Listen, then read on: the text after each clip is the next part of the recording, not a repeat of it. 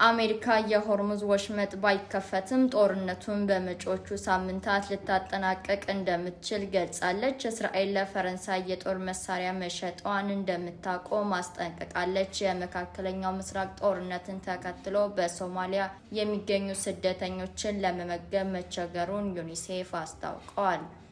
ጤና ይስጥልን ተመልካቾች፣ በዝርዝር እንመለከተዋለን። አሜሪካ የሆርሙዝ ወሽመጥ ባይከፈትም ጦርነቱን በመጪዎቹ ሳምንታት ልታጠናቀቅ እንደምትችል ገለጸች። የኢራኑ ጦርነት በመጪዎቹ ከ2 እስከ 3 ሳምንታት ውስጥ ሊጠናቀቅ እንደሚችል አሜሪካ ፍንጭ ሰጥታለች። ጦርነቱን ለማቆም የግድ የሰላም ስምምነት መፈራረም አይጠበቅብንም ያሉት የአሜሪካው ፕሬዝዳንት ዶናልድ ትራምፕ በኢራን የሚያደርጉትን ማጥቃት እንደሚያቆሙ ተናግረዋል። ኢራን ኒውክለር ማበልጸግ የማትችልበት ደረጃ መድረሷን ስናረጋግጥ ጥቃት መሰንዘራችንን እናቆማለን ሲሉም ጨምረዋል። ሆኖም በ3 ሳምንታት ውስጥ ኢራንን በዚህ ደረጃ ማዳከም ይቻላል የሚሉ ጥያቄዎች እየተነሱ ነው።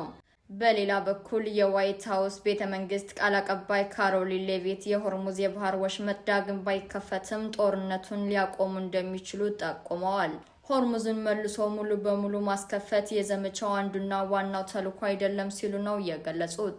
ኢራን በ48 ሰዓታት ውስጥ ሆርሙዝን የማትከፍት ከሆነ የከፋ ጥቃት እንደሚፈጽሙ ትራምፕ አስቀድሞ መግለጻቸውና በኋላም የጊዜ ገደቡን ወደ 10 ቀናት ማራዘማቸው ይታወሳል።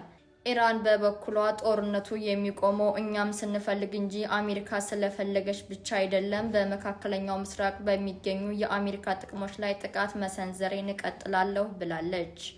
የትራምፕ አስተዳደር በጦርነቱ ምክንያት ህዝባዊ ተቃውሞ የገጠመው ሲሆን ሰሞኑን ንጉሥ አንፈልግም በሚል መሪ ቃል የተካሄዱ የተቃውሞ ሰልፎችም ትኩረትን ስበዋል።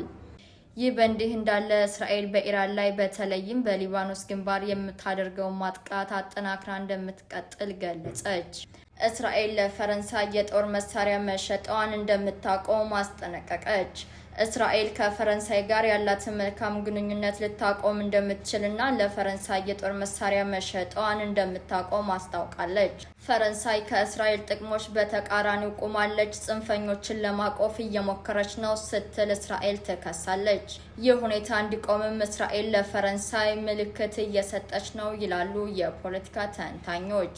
እስራኤል ይህንን አቋም የያዘችው የፈረንሳይ ውጭ ጉዳይ ሚኒስትር ጄን ኦልባሮት በቅርቡ ሊባኖስን ከጎበኙ በኋላ ነው።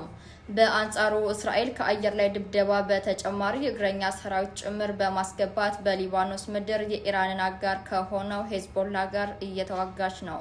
ሚኒስትሩ ወደ ሊባኖስ ባቀኑበት ጊዜ ዋነኛ አጀንዳቸው የነበረው በአካባቢው የተኩስ ማቆም ማድረግና ሰላምን ማስፈን፣ የጦርነቱ ተጎጂ ንጹሃንን የሰብአዊ ድጋፍ መስጠት፣ ሄዝቦላህን ትጥቅ ማስፈታትና የሊባኖስን መንግስታዊ ሰራዊት ማጠናከር እንደነበር በዕለቱ ተዘግቧል።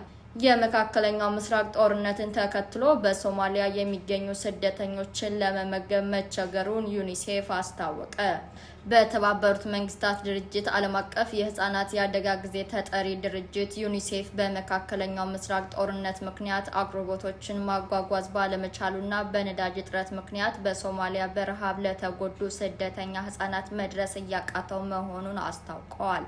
በሶማሊያ በዶሎ ከተማ ላዳን የስደተኛ ካምፕ ውስጥ የሚገኙ ህፃናት በረሃብ ከመድከማቸው የተነሳ ድምፅ አውጥተው ለማልቀስ እንኳን እየተቸገሩ መሆኑን የረድኤት ባለሙያዎች ገልጸዋል። በዚህ ካምፕ የሚገኙ ተፈናቃዮች ዋነኛ ጥያቄያቸው በልተው ማደር ነው። የሚያስቡት የሚደርሳቸውን እርዳታ ስላስተጓጎለው የኢራን ጦርነት አይደለም። ዩኒሴፍ አቅርቦቶቹን እንዴት ሊያገኝና ካምፑን ሊያስቀጥል እንደሚችልም አይደለም። ጭንቀታቸው ዛሬን እንዴት እንደር የሚል ነው ሲሉም ባለሙያዎች ጠቅሰዋል። በመጠለያ ካምፕ የሚገኙ ሰዎች በድርቅ ምክንያት ከመፈናቀላቸው በፊት ብዙ ንብረት ነበራቸው። ሆኖም ሰብላቸው በድርቅ ወድሟል፣ ከብቶቻቸው ሙተዋል። አሁን አብሯቸው በረሃብ ከተጎዱ ህጻናት ልጆቻቸው በቀር አንዳች ነገር የላቸውም ሲሉም ጨምረዋል። ጦርነቱ የሚቀጥል ከሆነ ህጻናትንም ጨምሮ በርካታ ስደተኞች ለህልፈተ ህይወት እንደሚጋለጡም ገልጸዋል። ተመልካቾች ዜናዎቻችን እነኚህ ነበሩ። ጤና ይስጥልኝ።